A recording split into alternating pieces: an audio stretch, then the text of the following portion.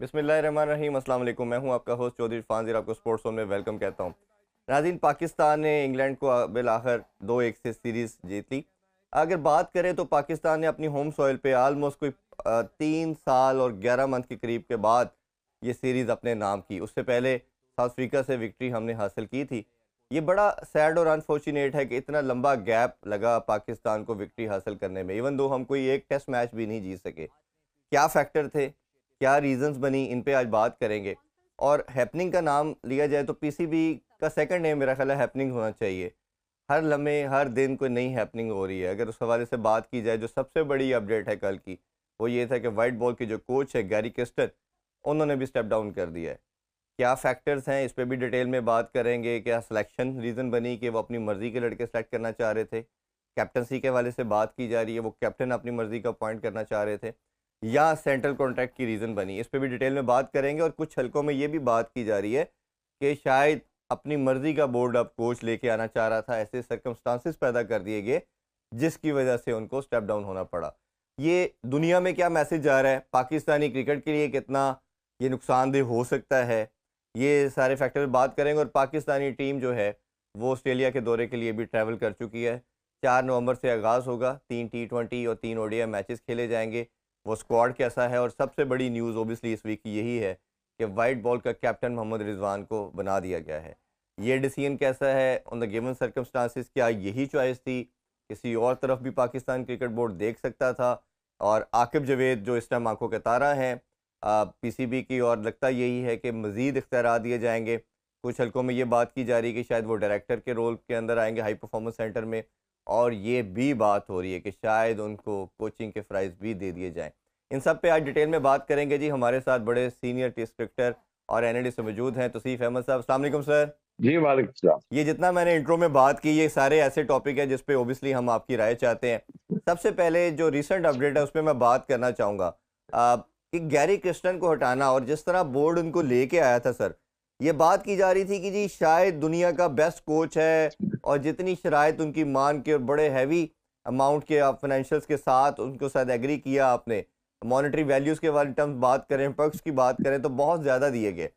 एक तो आपका क्या मानना है कि क्या यही चॉइस है पाकिस्तानी कोचेज नहीं, और ये जो दुनिया में मैसेज गया है ये कितना नुकसानदेह है? क्योंकि रिसेंटली हमें याद होगा कि वर्ल्ड कप की डिफीट के बाद हमने मिकी आर्थर के लिए भी ऐसे ही सिनेरियो क्रिएट कर दिया था पीसीबी ने, कि उनको मजबूरन भी जाना पड़ा और रिजाइन करना पड़ा। तो सर आपका क्या टेक है इस पे?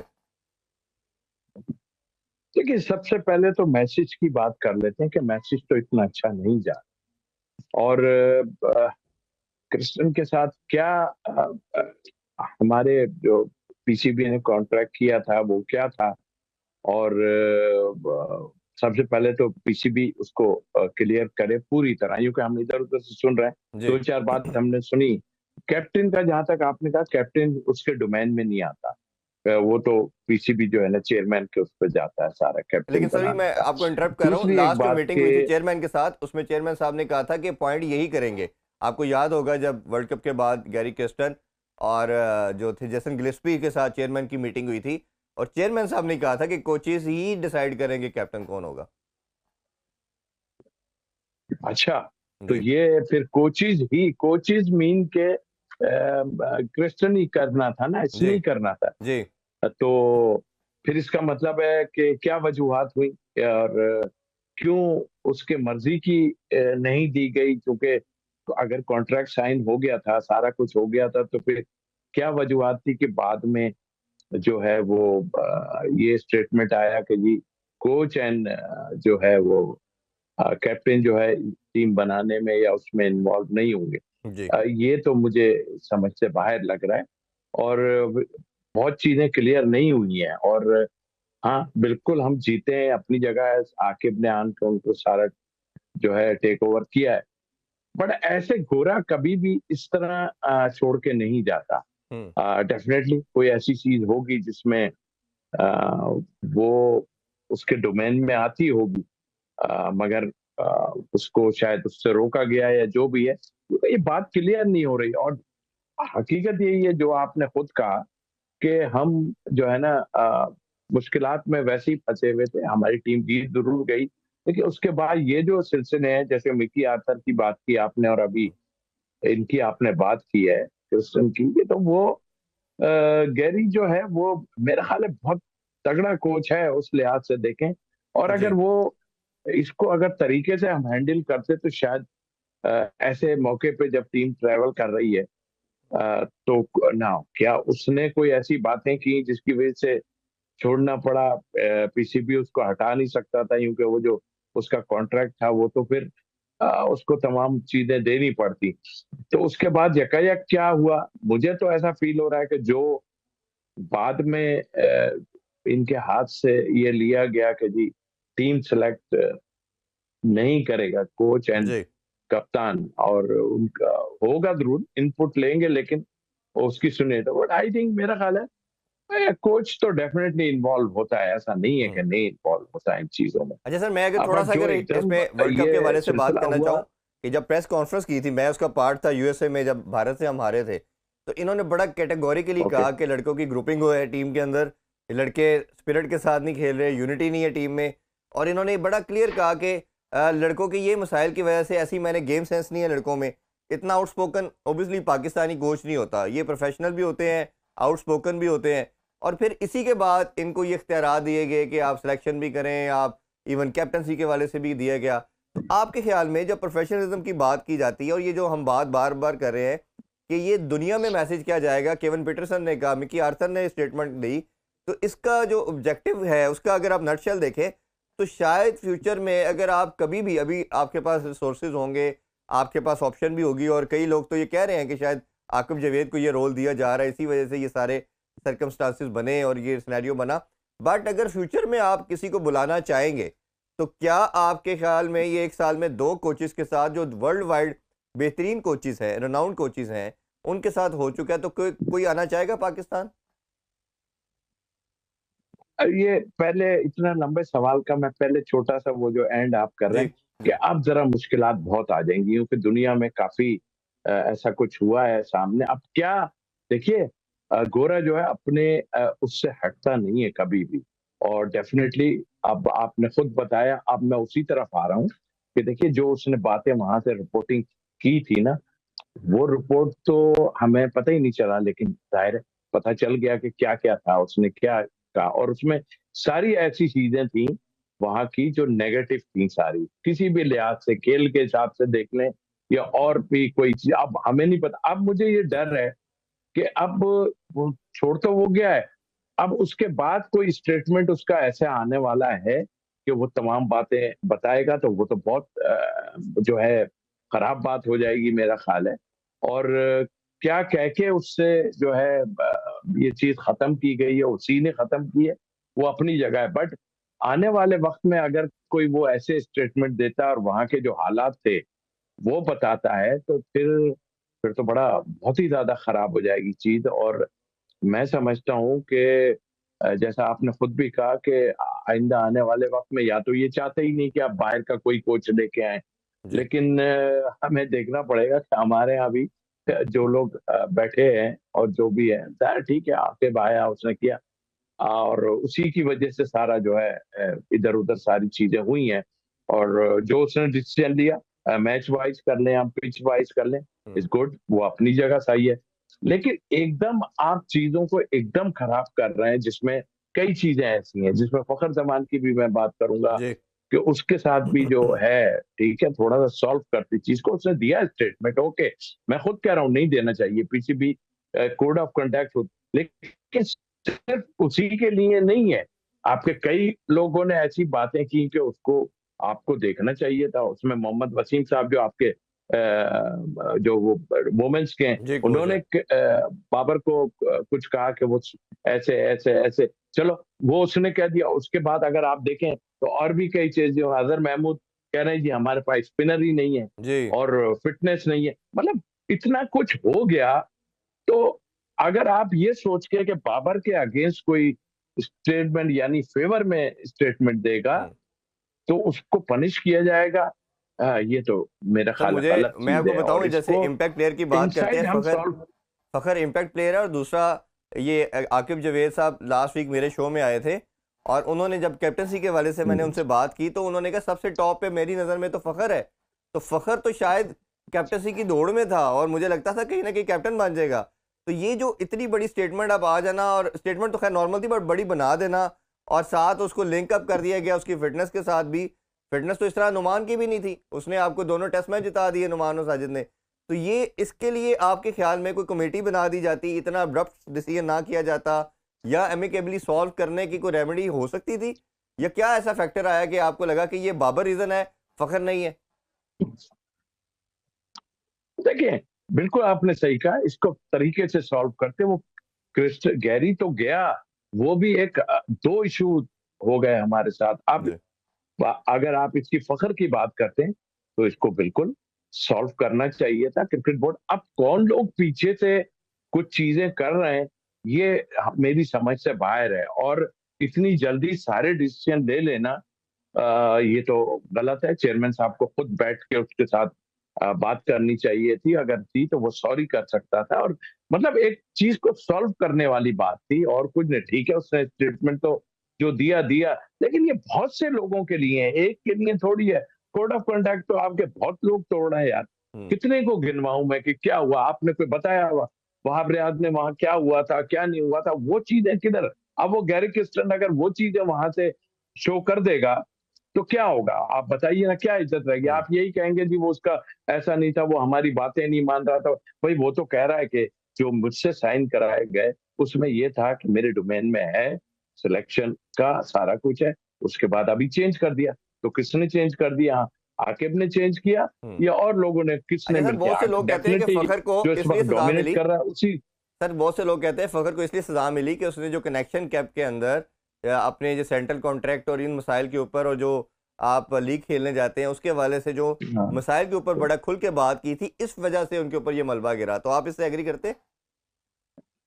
देखिए बिल्कुल चेयरमैन ने से डायरेक्ट उसने बात की। आज तक कभी ऐसा नहीं हुआ कि चेयरमैन से इस तरह कोई जो होता, लेकिन कुछ ऐसी चीजें का इन्वॉल्वमेंट हो गया, जैसे कि आपके इंटरनेशनल के उस्मान वाला साहब को वो 2 चीज ठहरा रहा हम्म। है, और साथ ये भी कह रहा है कि मैं उधर से जा रहा हूं, फिर मुझे कई लोगों ने कॉन्ट्रैक्ट जो है बाहर के नहीं छोड़े, जबकि वो थे, की भी फिटनेस टेस्ट यहाँ पर होना चाहिए था।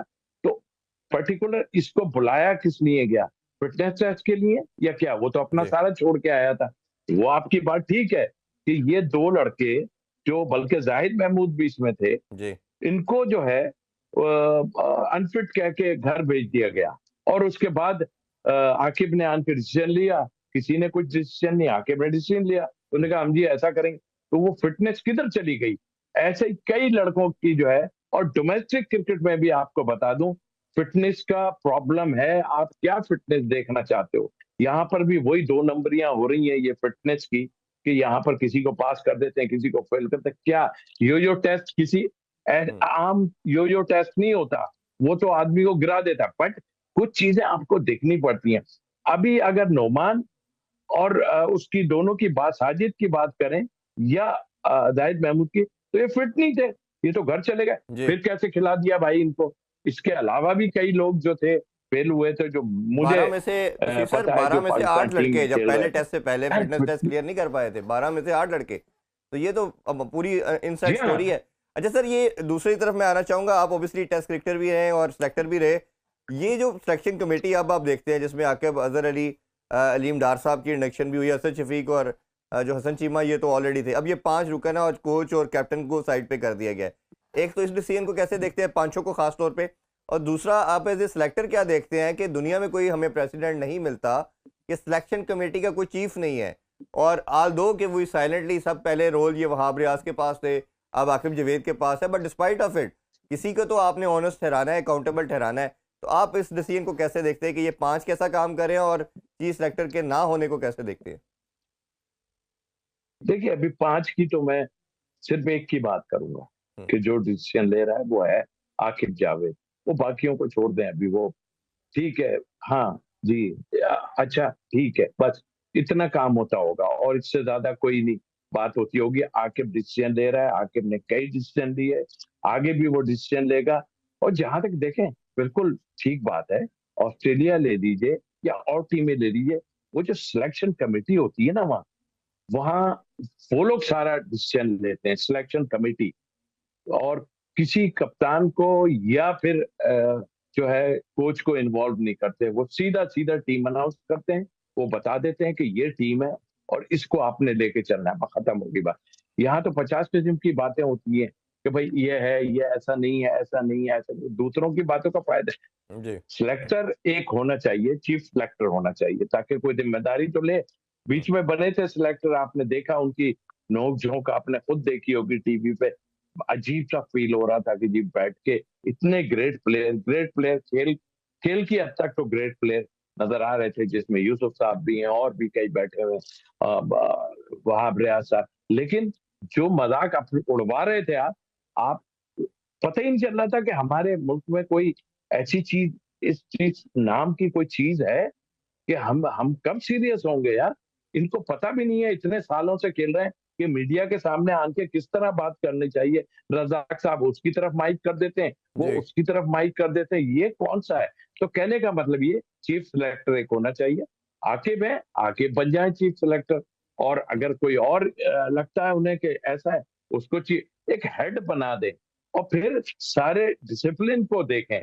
अभी जो डिसिप्लिन लिए जा रहे हैं एक्शन, ये एक्शन तो पहले से होने चाहिए थे। हमने तो पहले कहा था भाई कि इन लड़कों को, नए लड़कों को कुछ को चांस दे दो।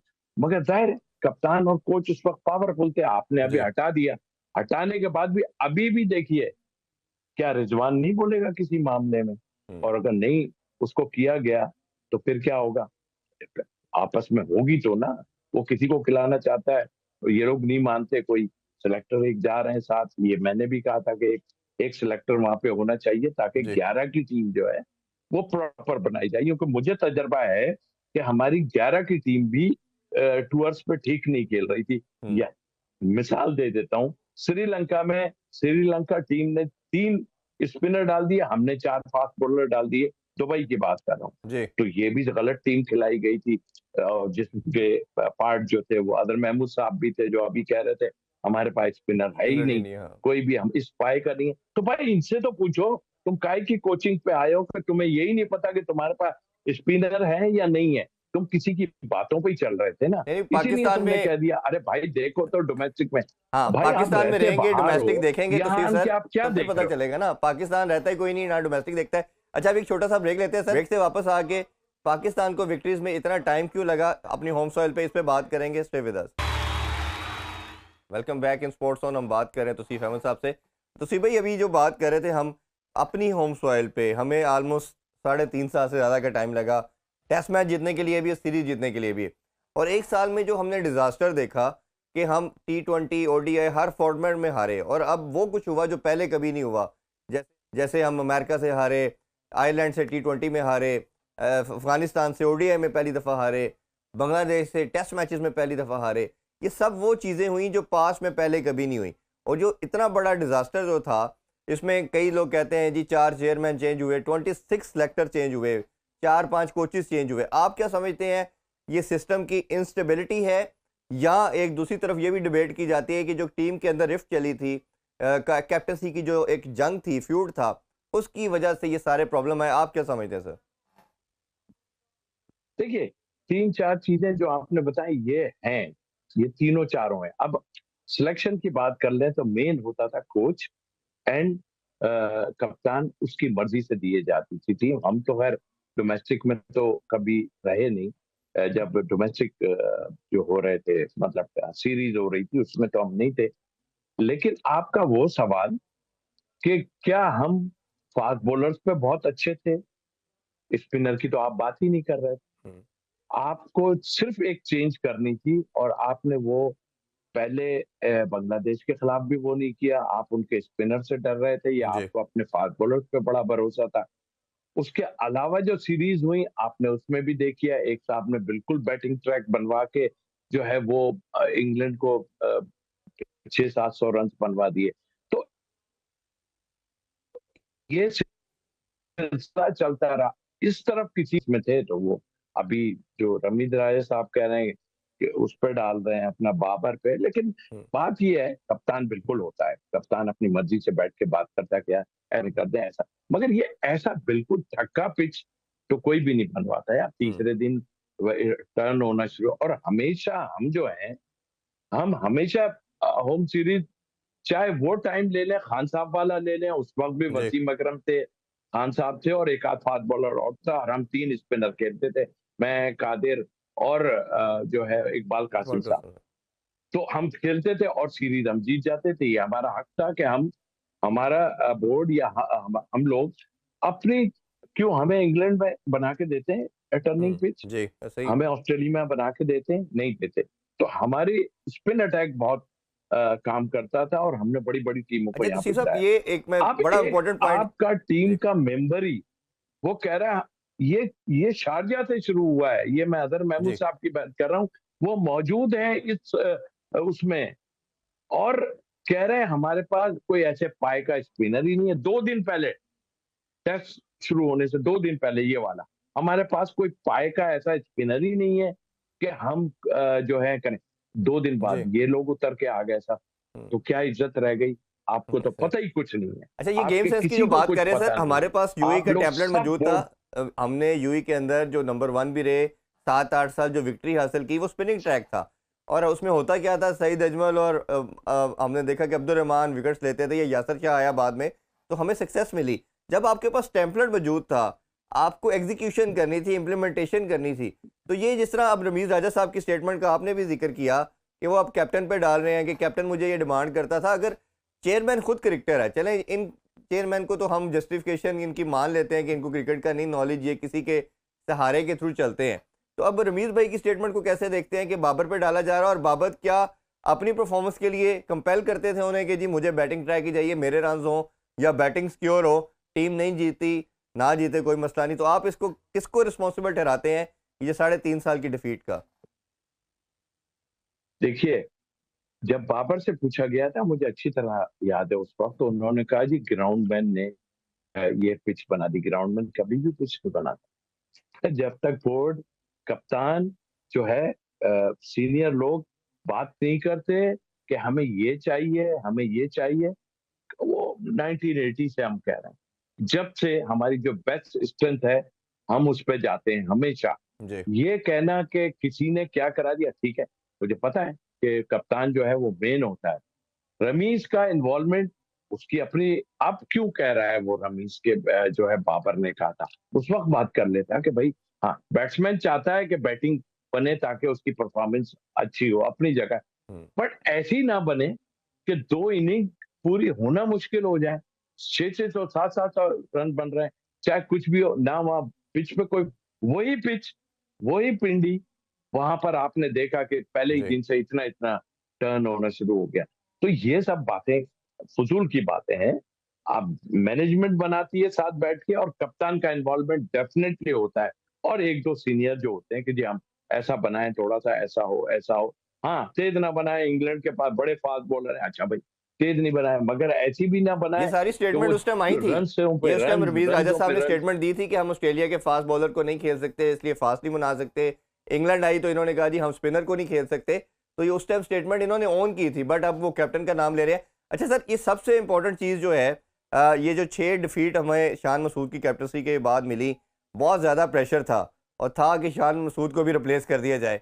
पहले मैं टेस्ट के कैप्टन की बात कर लेता हूँ, फिर मैं ओबियसली ओडीआई और वाइट बॉल के रिजवान के वाले से आपकी राय जानना चाहूँगा। शान मसूद पे बेतहाशा प्रेशर था, उसने उसको ओबियसली अब्जॉर्ब किया। डिसीजन अगर आकिब को क्रेडिट देते हैं तो कहीं ना कहीं हमें शान मसूद को भी देना पड़ेगा।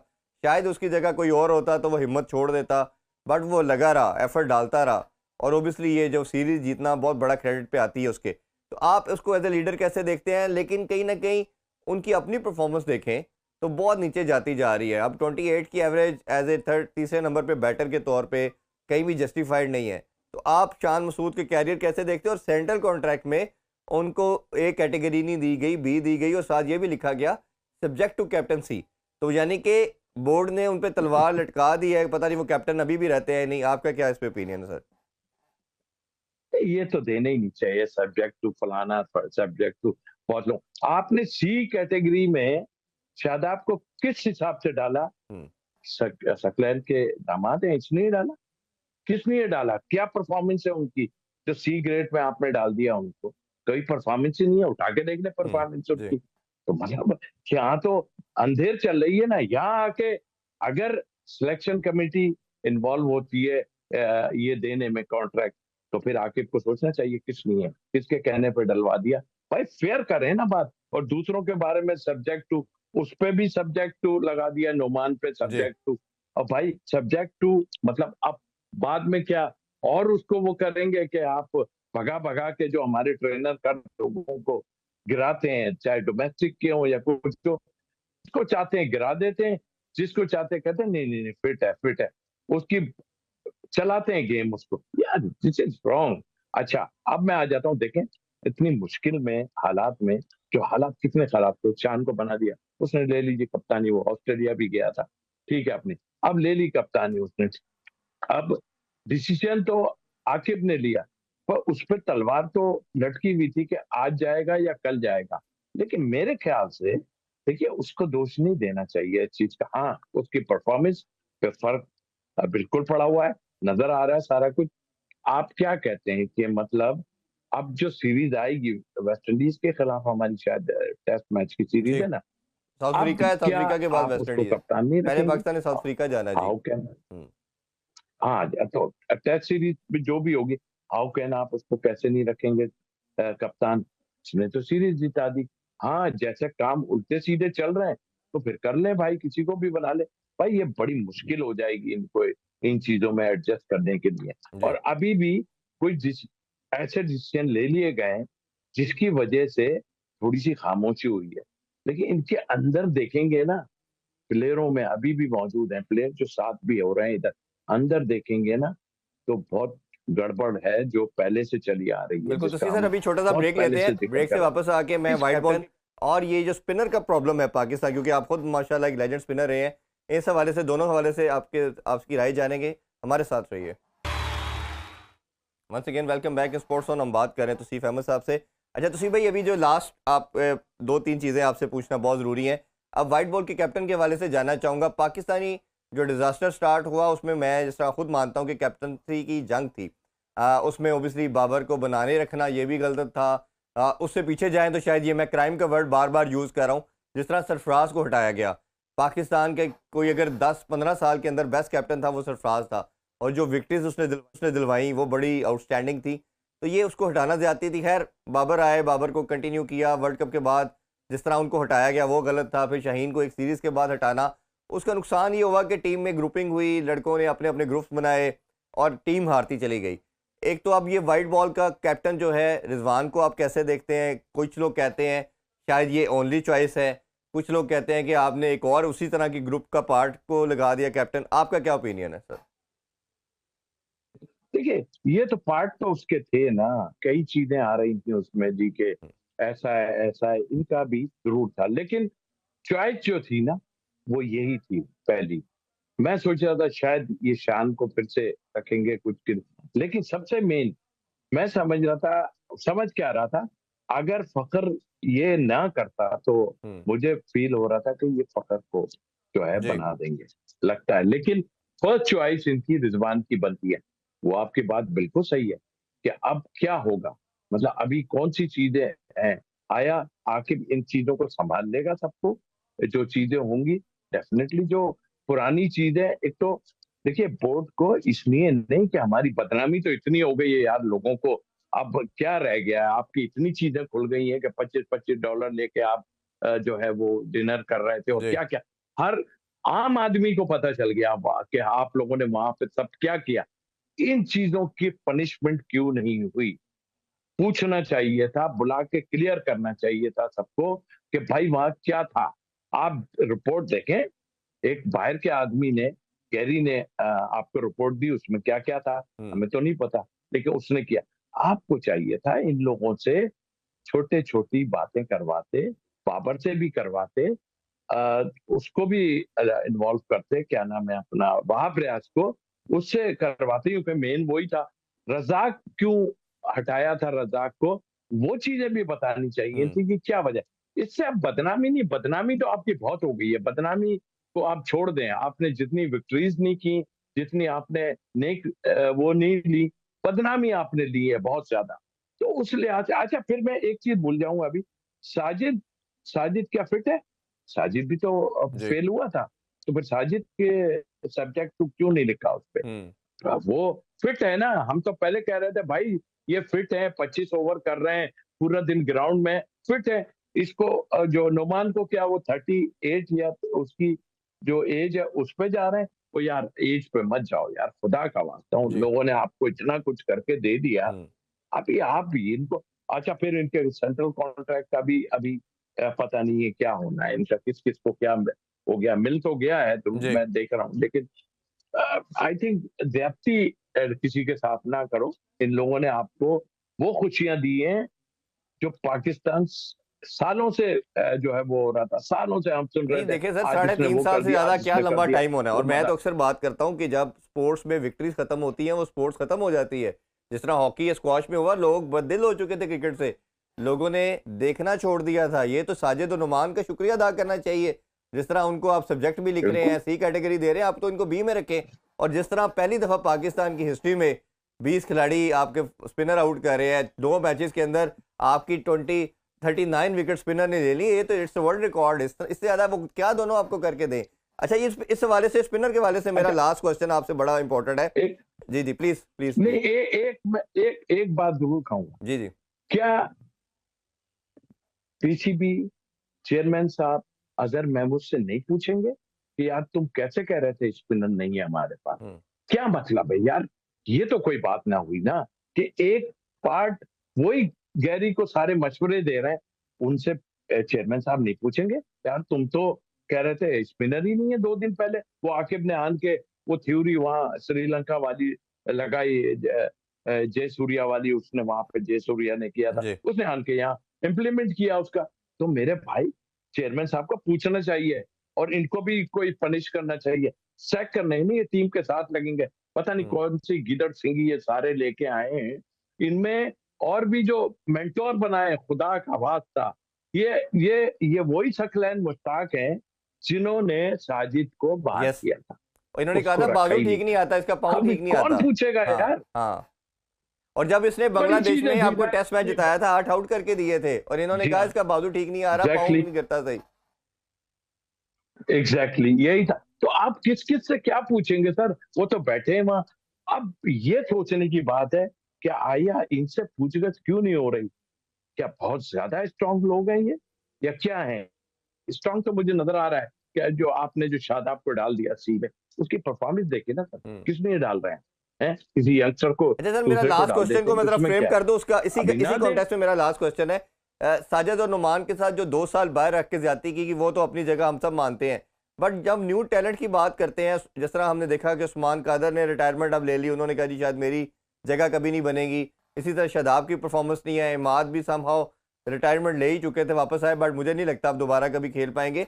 ये जो स्पिनर का फुकदान है, अब सुफियान आया है, फैसल अकरम है, ये 2-4 नाम तो लड़कों के आ रहे हैं।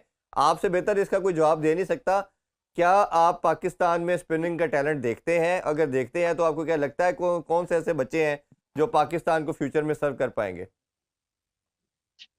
देखिए, ये वही क्रीम है जो अरसे से खेले जा रही है। कभी ए टीम के नाम से चले जाते हैं, कभी को जिनका आपने नाम लिया देखें, इनको ग्रूम करने का ज़रूरी नहीं है कि पाकिस्तानी टीम में हो। एक तो इंटरनेशनल को पहले चाहिए कि जैसे हमने पड़ोसी मुल्क में देखा है, इतनी टीमें उनकी ट्रैवल कर रही होती हैं दूसरी कंट्रीज़ में और जा जाके खेल रही होती है। हम वहीं के वहीं हैं, अंडर 16 भी मैं गया था अभी थोड़े अरसे पहले बांग्लादेश जी।